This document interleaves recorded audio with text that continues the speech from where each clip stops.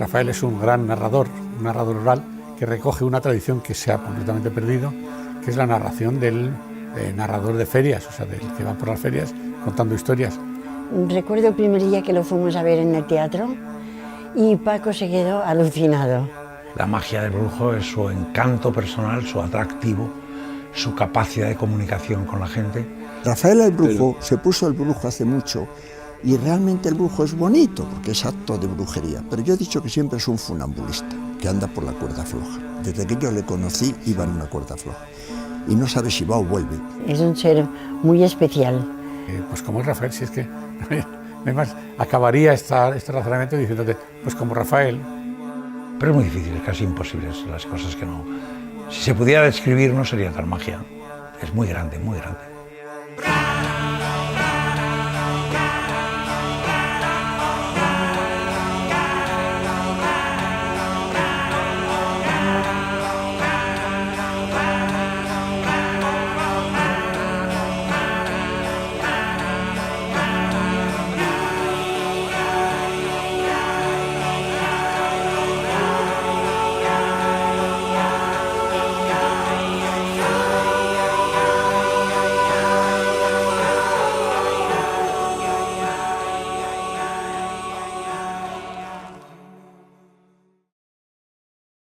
Esto a lo mejor fue en el parque, ahora que me estoy acordando. Esto a lo mejor a la entrada del parque. El parque, sí. ¿Lo ves? Sí, está sentado ahí. O puede ser en el cine que había al lado de la pensión Córdoba. Ah, sí, en el cine, sí que puede ser ese cine, sí. Por esa fecha era, sí. Pues, sí. Esto parece, ¿no ves? Sí, Los sí, ladrillos. Los ladrillos, sí. Sí. Esto es... ¿Y este? A ver. No, eso ya... Ese ya es de no, más ese mayor. no lo sé yo. Esto ya es de más mayor. Esto es de más mayor. Ese no sé yo dónde está. ¿Sabes? Pero este sí. Este es la casa arriba de la pensión Córdoba. Que había un cine. Que había un teatro, un cine de verano. Sí. Y a ese iba muchísimo allí. A jugar. Y allí es donde le harían estas fotos. Seguramente, sí. Seguramente. Así que... Y aquí... Esta es la misma.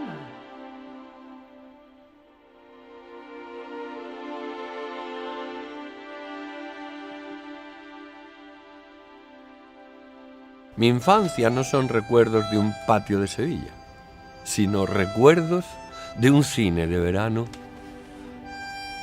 en la calle de las Muelas, en Torredonjimeno, donde jugaba yo a indios y vaqueros, que era, bueno, lo que habíamos visto en las películas de aquella época que ponían en el cine de verano. Ese era el templo de la mitología de mi infancia. John Wayne, Gary Cooper, las películas de indios, Sitting Bull. Vivíamos todo el día del verano era para ver la película de la noche debajo de las estrellas, comiendo pipas, no palomitas, pipas. ¿Les hacemos otro regalo? ¿Eh? Sí. Aquí traigo la carta. Aquí está. Ahora todos estaréis informados del contenido de la herencia.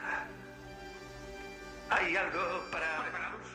Mi padre, amante del flamenco, la pensión donde iban los huéspedes y donde yo estaba allí haciendo los deberes encima de una mesa con un hule con el mapa de España pintado.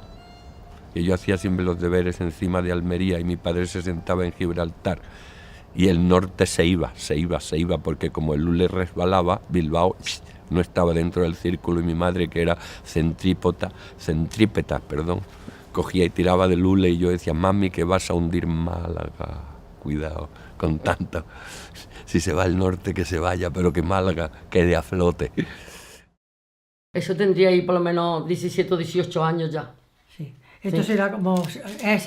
estaba estudiando en Madrid, pero en los teatros que se hacen en los colegios, le gustaba mucho actuar. Eso mismo. ¿Sabes? Se escapaba para... Le gustaba actuar porque él lo tenía en la mente.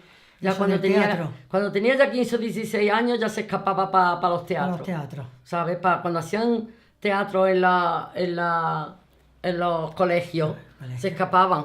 Y le decían que a dónde estaba y por eso le pusieron el brujo, porque se escapaba. ¿Dónde está el brujo este? Y era el brujo era él. Se quedó con el brujo. Se quedó con el brujo, porque se escapaba, porque mi padre lo que quería es que estudiara. Eso era su... ¿Y en cuántos años te dejó de estudiar? ¿Con qué...? Yo creo que tenía el tercero o el cuarto de Derecho. ¿Tenía ya hecho? Sí. ¿Cuando lo dejó? Sí, cuando lo dejó.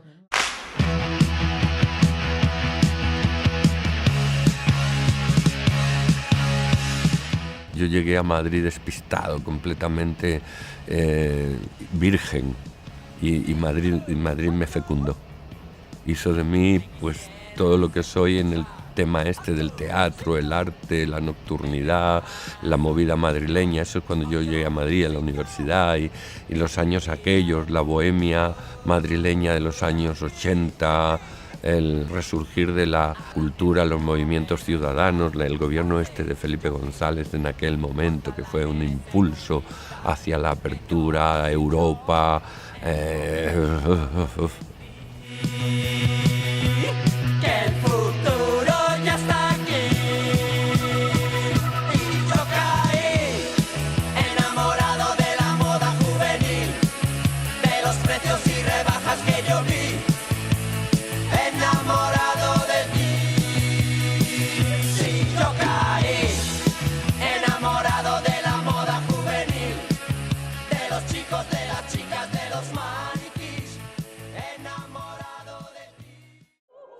Pedro Moreno y Francisco Leal llegan el día 3.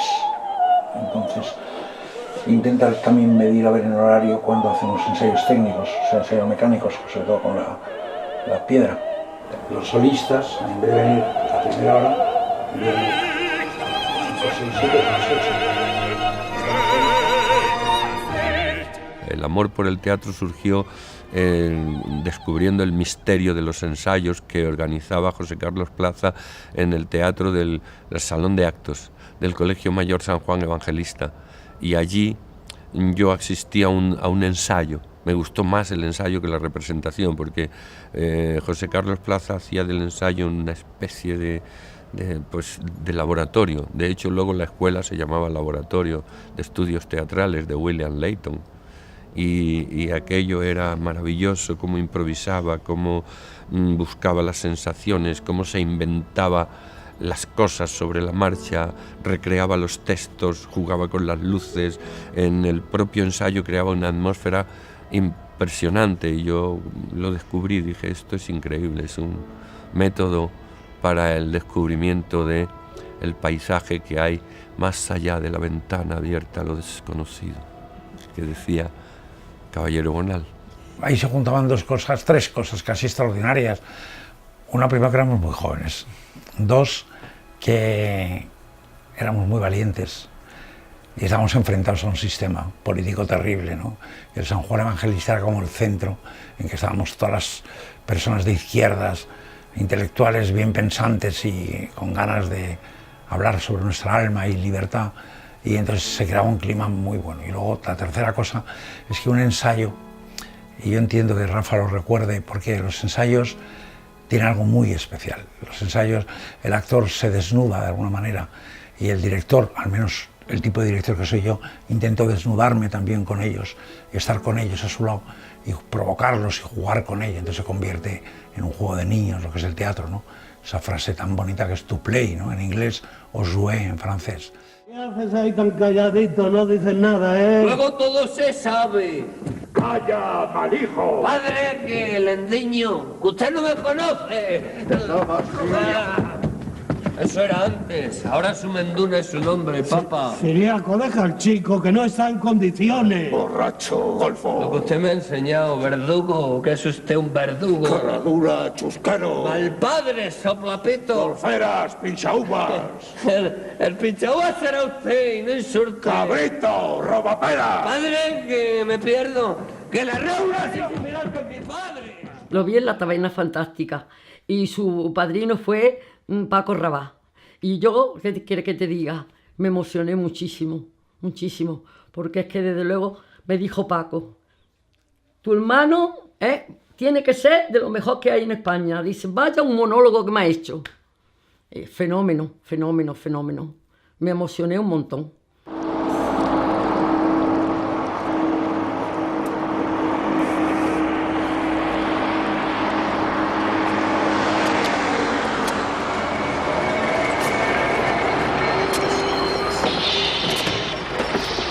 Buenas tardes, Vicente. ¿Qué haces aquí? Esperarte, Vicente. ¿Por qué me llamas usted Vicente? Porque señora esposa no le gusta que te diga búfalo. Cosas de mujeres. Yo he sido toda la vida búfalo para usted, maestro, y lo seguiré siendo hasta que me muera. Parece que hoy vienes más temprano. Hoy es sábado. Eso decía yo. O sea, el primer trabajo fuerte en televisión que hice fue Juncal, con Paco Rabanne, Lola Flores, Fernán Gómez, Jaime de Armiñán, Teo Escamilla en la fotografía. Pues aquello era realmente para mí la lotería. Ten en cuenta que en aquella época había la 1 y la 2, la 2 y la 1, la 1 y punto, ¿no? Entonces, cuando se emitía un capítulo de Juncal, creo que en Córdoba se paraba el tráfico, me decían los de los bares, se separa el tráfico como cuando juega la selección, me dijeron en el hotel. Cuando usted con Paco Rabanne aparece en la serie, se para el tráfico en Córdoba como cuando juega la selección. 18 millones de espectadores podían ver un capítulo de Juncal. Naturalmente eso me dio el impulso de la popularidad que yo rentabilicé después para el teatro.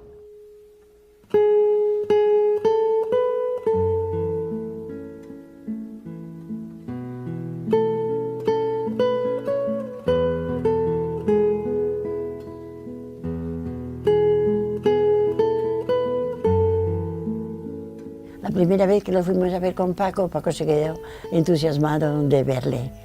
Y luego ya más tarde, pues me llamó a mí para prepararme unos recitales y tuvimos una conexión, bueno, muy buena, porque quería que le contara mis experiencias con Paco, cómo lo había conocido, y salíamos a veces llorando y a veces riendo. Yo tengo 2 o 3 asuntillos a la vista. Ya. Nada de nada, ¿verdad, maestro? A ti no puedo engañarte, mi arma. Yo sí que usted trabajar, lo que pueda hacer es enseñarle a usted el oficio. ¿Qué oficio? El mío. Cine poco puntualmente, algunas películas con buenos directores, todos ellos.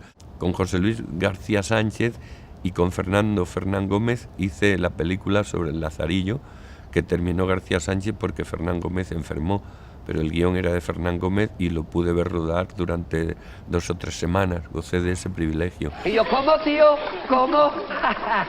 ¿Cómo olisteis la longaniza y no olisteis el póster? No supe lo que Dios hizo de él, ni me preocupé de saberlo. Gracias, gracias. Dios bendiga a vuestras mercedes. Gracias, gracias. Muchas gracias. Gracias, señor. Gracias. Dios bendiga a vuestra merced, señor. Muchas gracias. Gracias, señora. Gracias.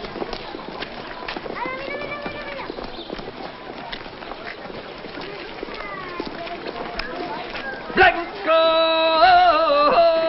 garnacha y albillo. Es una película que no necesita director, necesita un acompañante. Pero el director de esa película es Rafael. Rafael es el que contiene todo, es el narrador, es el que lleva el ritmo, es todo él. O sea, yo no creo que durante toda la película tuviera que llamarle la atención más que 1 o 2 veces, pues con problemas de cámara, por problemas de iluminación, nada. O sea, no hubo proceso ninguno. Se quitó Fernando y me pusieron a mí. Pero el que estaba delante de la cámara era Rafael. Tenía la llave, mas no toqué nada del arca de momento, porque no se sintiera la falta. Al cabo de varios días, en saliendo el clérigo de la casa, tomo la llave y... ¡cris! ¡cras! ¡ras! Mi paraíso panal, el pobre y pequeño Lázaro, al ver los bollos, les cantaba. Bollo, bollo, bollo, bollo, bollo.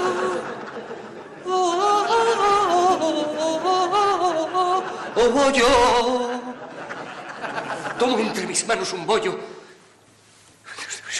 y en 2 credos, invisible, sin olvidarme de ras, cris, cras, cerrar el arca, y comencé a barrer con mucha alegría, pues imaginaba con aquel remedio haber remediado toda mi vida. Manico, manico, manico. Hay personajes que te atraen. A mí me decía una señora tú haces siempre papeles de rotito. Ella vivió en Perú y utilizaba este lenguaje. El roto es el pobre, el pobrecito, el perdedor, ¿no? El antihéroe. Tú haces siempre papeles de rotito, porque todos los personajes que yo hago tienen una dimensión antihéroe convencional, ¿no? No son personajes que tienen el fulgor heroico o la galanura o esa fuerza magnética del protagonista que irrumpe con ese brillo de protagonista. Son personajes a veces protagonistas, pero precisamente por lo contrario, porque representan humildad, pobreza, no sé, cierta debilidad, fragilidad, ternura. Lazarillo de Tormes, el mismo personaje de Juncal, siempre son rotitos, están quebrados, están rotos. Y los héroes del flamenco, porque hice El Testigo y tal, descubrí que tienen esa ruptura dentro, y esa es la que les hace grandes, ¿no? Ese desmembramiento interior, ¿no? L'atteggiamento che prendevano le donne quando andavano alla fonte a lavare. Pare che si chinassero molto verso la fonte per sciacquare, eccetera, eccetera. E nel movimento che sviluppavano del lavoro pare determinassero un'alternativa dinamica, circolatoria o ondulatoria, in forma plastica, che determinava nel retro, detto gluteare, un piacere ai passanti che occhieggiavano e risentivano. Cuando yo vi a Darío Fo actuar, que lo he visto un par de veces o tres, yo no dije esto lo hago yo dije esto lo puedo hacer yo. Si me empeño y trabajo, llegará un día en que esto lo pueda hacer yo. Luego nos fuimos a Italia a pedir los permisos para el uso de la escenografía, que era también de Darío Fo, y fue un viaje muy especial para nosotros, muy, muy especial. Y luego en todos los ensayos, pues, había mis granitos, porque yo ahí sí, ya no tanto, porque los niños te quitan mucho tiempo, pero ahí estuve mucho, en todo el momento creador de esa obra, yo estuve muy presente. Y con San Francisco, Juglar de Dios, se abrió ese camino, no solamente a hacer la obra de Darío Fo, que la hice, que él es el autor de esa obra, sino que con esa técnica yo ya cogí el Quijote, los místicos, cualquier cosa, yo ya tengo la fórmula, que se la tomé a Darío Fo, absorbí de él el lenguaje de la juglaría. Bueno, el caso es que Quevedo era espía, aventurero, poeta, quevedeaba por aquí, quevedeaba por allá, pum pum, quevedeando voy, quevedeando. Y un día estaba quevedeando en la corte y vino la reina que era amiga de su madre, porque su madre era dama de compañía, su madre era la Pilar Urbano de la época. Y le tocó la reina en el hombro a Quevedo. Quevedo estaba aquí quevedeando. ¿Quevedeo bien o mal? Y la reina vino y le tocó en el hombro y Quevedo ¡bum! Se tiró un cuenco, un pedo. Y cuando se giró y vio que era la reina, dijo: Majestad, no hay puerta a la que usted llame que no se le abra de inmediato.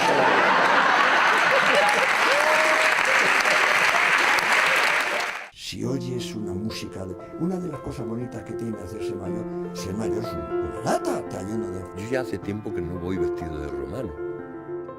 Y el juego de los insectos fue maravilloso, fue una experiencia maravillosa.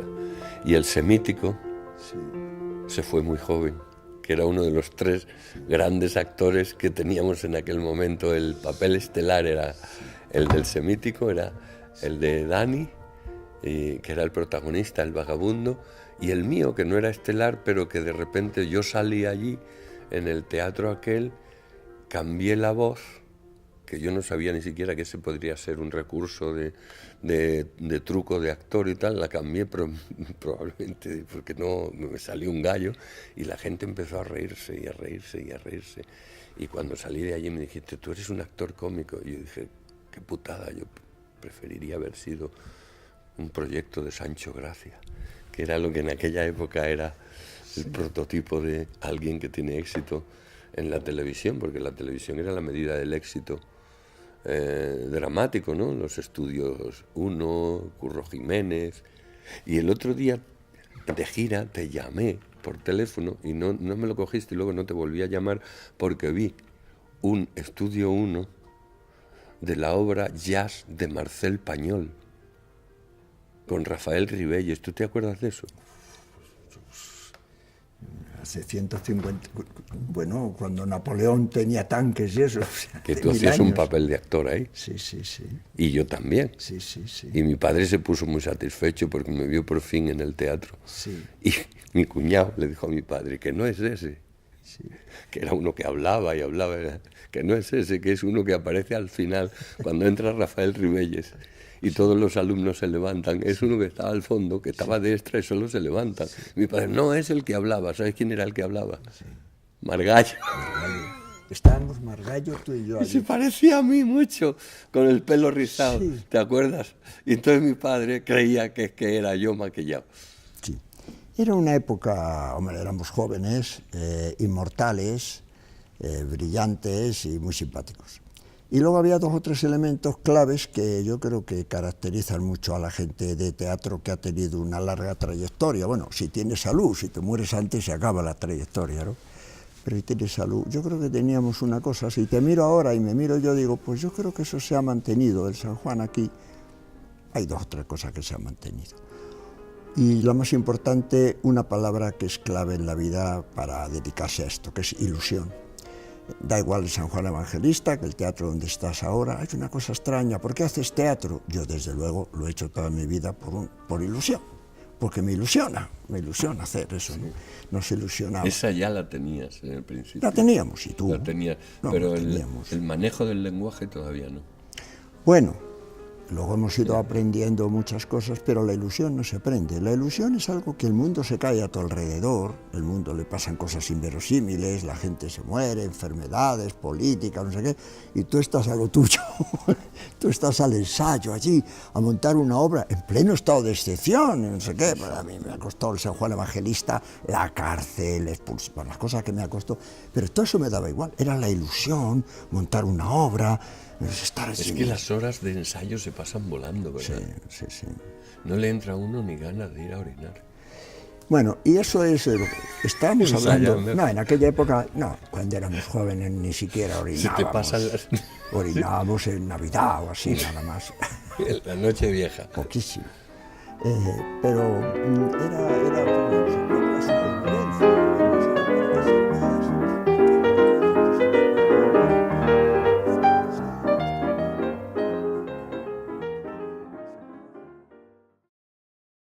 ¿Tú sabes algo de la última obra? Yo no sé nada. Yo tampoco. Sé que sí, que es una obra que es difícil de entender. Sí, que hay que saber... hay que entender mucho de teatro, pero que con él se pasa bien. Porque porque siempre se va con sus chistes, sus cosas, y saldrá con el cura otra vez, que eso saca el cura, lo saca siempre. En todos los teatros saca el cura. Al cura nada más. Y a su padre. A su padre y a su madre. A su padre también. Lo saca, sí. Yo siempre le digo a la gente en el teatro que cuando, por ejemplo, en esta obra que estoy haciendo, Autobiografía de un Yogi, que no traten de entender. No traten de entender y la gente se ríe. Digo, no hagan ningún esfuerzo por entender porque va a ser peor. Pero los estrenos se viven con intensidad, con nervios, con alegría, porque Rafael emana una cantidad de cosas increíbles para todos en la casa, ¿eh? Desde la meditación, que son 4 horas diarias, hasta todo lo demás. Entonces los estrenos se viven intensamente desde cómo va la obra, cómo va el vestuario, cómo va todo. Sí, se viven intensamente y yo estoy en todos. Afortunadamente he podido y puedo y espero poder estar en todos sus estrenos. Rafael Álvarez, el Brujo, actor nacido en Lucena, recibió el don de la palabra en Torredonjimeno, cautivando desde entonces escenarios de toda España entre ensalmos y quejíos. El día en que el Ministerio de Cultura reconoció su mágico arte con la medalla de oro al mérito de las bellas artes, se escuchó en el teatro un familiar bien hecho, búfalo. Nosotros, hoy, solo podemos decirte muchas gracias, brujo. Podría haber un resurgimiento en Andalucía místico, filosófico, técnico, científico, de una especie de renacimiento andaluz si se combinara esa fuerza subterránea que habita en el flamenco y en los grandes poetas y en ese imaginario colectivo, con una actitud distinta por una vez, con una actitud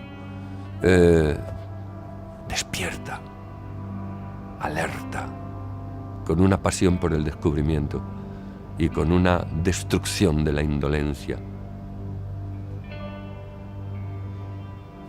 para abrir la ventana a lo desconocido, pero erguido.